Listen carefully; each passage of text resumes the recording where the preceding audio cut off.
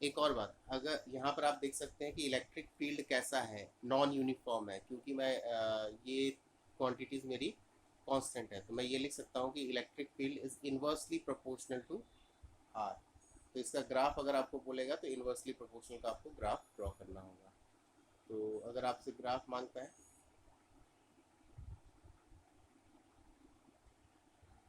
तो डिस्टेंस के हिसाब से आपका इलेक्ट्रिक फील्ड घटता है। तो ये कैसा फील्ड है? It is a non uniform field, it is a non uniform field. Okay, अब हम आते हैं सेकंड एप्लीकेशन में, गॉस का नंबर 2। वो है एक hollow spherical shell, electric field due to a hollow spherical shell.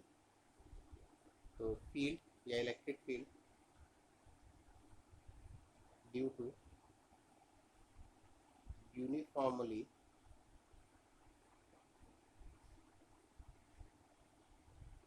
Charged thin spherical shell।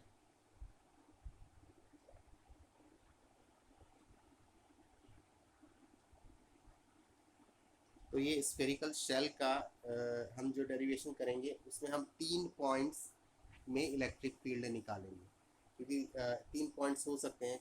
वो पॉइंट क्या हो सकते हैं? या तो वो शेल के बाहर हो पॉइंट, या पॉइंट शेल के सरफेस पर हो, या पॉइंट शेल के अंदर हो। तो तीनों का हम केसेस करेंगे। तो पहला है if P lies outside the shell। अगर P पॉइंट शेल के बाहर लाई करता है तब। तो मान लीजिए हमारे पास ये एक शेल है, स्फेरिकल शेल।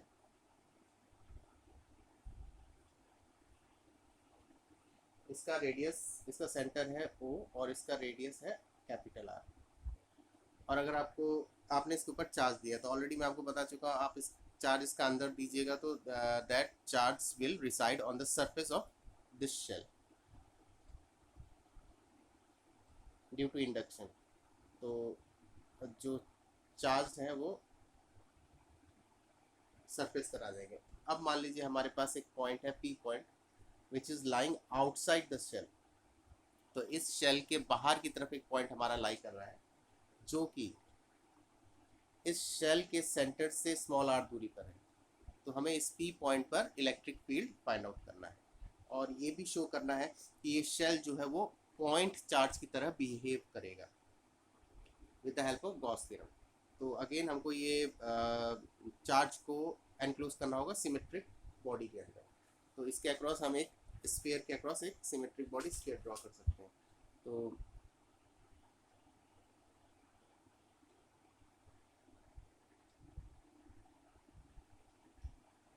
तो ये गॉसियन सरफेस है हमारा।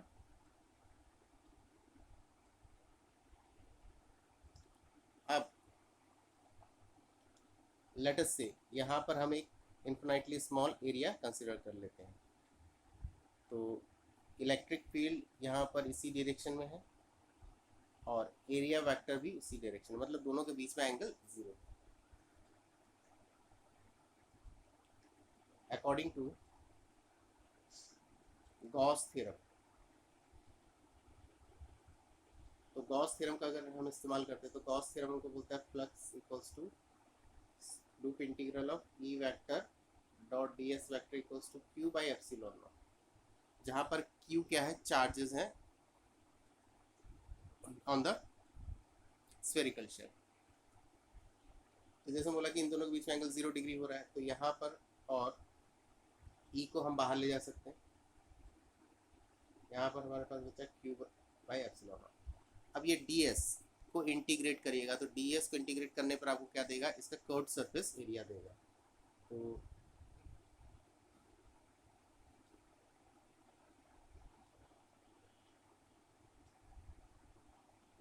कर्व्ड सरफेस एरिया कितना होता है? 4 पाई आर स्क्वायर। ये हो गया Q बाई एप्सिलॉन नॉट। तो इलेक्ट्रिक फील्ड कितना आया, इसको कांस्टेंट को एक साथ लिख रहे हैं 1/4 pi epsilon naught Q by R square. तो ये देख सकते हैं कि जो अल्टीमेट आपका एक्सप्रेशन आ रहा है वो अल्टीमेट एक्सप्रेशन वही आ रहा है इलेक्ट्रिक फील्ड का जो आपने एक पॉइंट चार्ज के लिए निकाला था। तो कहने का मतलब क्या है कि ये जो चार्जेस आपको सरफेस पे नज़र आ रहे हैं उसको हम सेंटर पर भी मान सकते हैं क्योंकि डिस्टेंस स्मॉल r निकल रहा है एक्सप्रेशन में। तो इसका मतलब है which means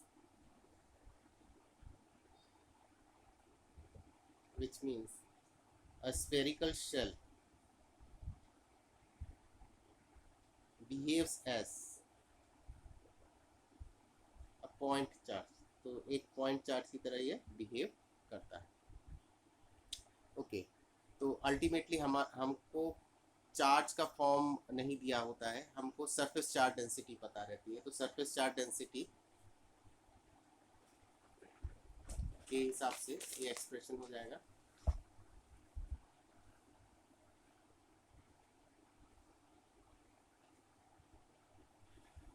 late sigma equals to surface charge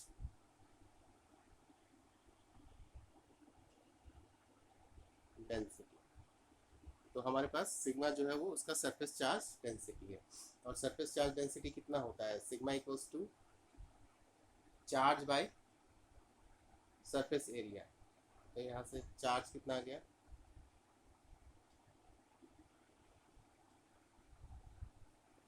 पहला वाला इक्वेशन नंबर 1 है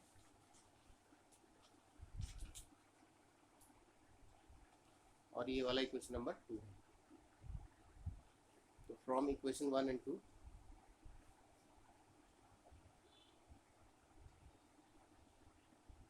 वैल्यू अगर आप बिठाइएगा तो इलेक्ट्रिक फील्ड आएगा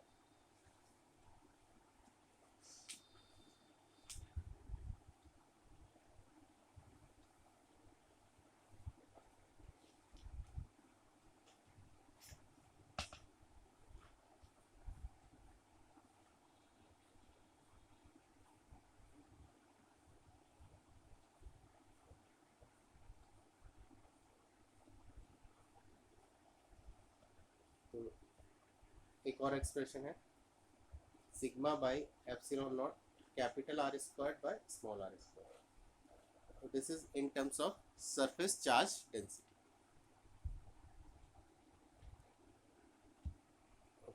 तो जैसे मैंने कहा इसके 3 पॉइंट्स होंगे। एक सेकंड पॉइंट होगा जो कि सरफेस पर लाई करे। तो बी है if P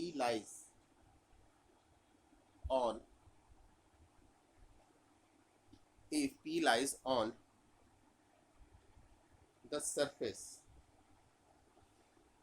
of the shell, अगर P पॉइंट सरफेस पे लाई करे तो अगेन ये हमारे पास चार्ज स्फेरिकल शेल है, इसका सेंटर O है, रेडियस है कैपिटल R। अगर इस पर हम इसी के सरफेस पर एक पॉइंट P ले लेते हैं R, तो आप देख सकते हैं इस वाले पॉइंट के लिए capital R equals to small r हो जाता है। तो here capital R is equals to small r या small r equals to capital R। ऊपर वाला एक्सप्रेशन नंबर 3 दे दीजिए। तो वैल्यू बिठा दीजिए इक्वेशन नंबर 3 में from equation 3 and this is equation 4 and 4। Third and fourth का इस्तेमाल करिए तो E की वैल्यू हो जाएगी सिग्मा बाई एप्सिलॉन। तो आप देख सकते हैं कि सरफेस पर शेल के सरफेस पर इलेक्ट्रिक फील्ड कांस्टेंट होता है और मैक्सिमम होता है क्योंकि ये मल्टीप्लिकेशन आपको एक कांस्टेंट होगा, ये वेरिएबल के ऊपर नहीं डिपेंड कर रहा है, मतलब डिस्टेंस के ऊपर नहीं डिपेंड कर रहा है। तो आप देख सकते हैं कि P पॉइंट सरफेस पे आप ले लीजिएगा तो वहाँ पर इलेक्ट्रिक फील्ड कांस्टेंट होता है और मैक्सिमम होता है।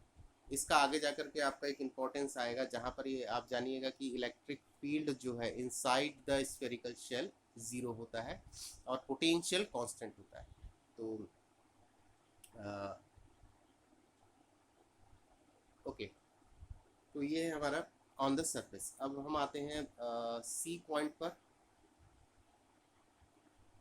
If P lies inside the shell,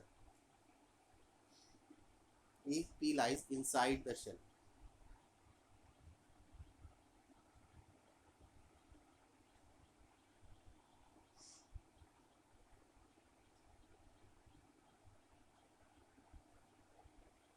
तो अगर P पॉइंट शेल के अंदर लाई करे,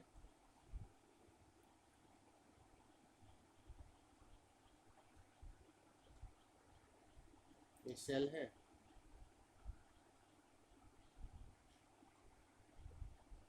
मान लीजिए यहाँ पर कहीं P पॉइंट आपका लाई कर रहा है, तो अगेन आपने गॉसियन सरफेस बनाया, दिस इज गॉसियन सरफेस।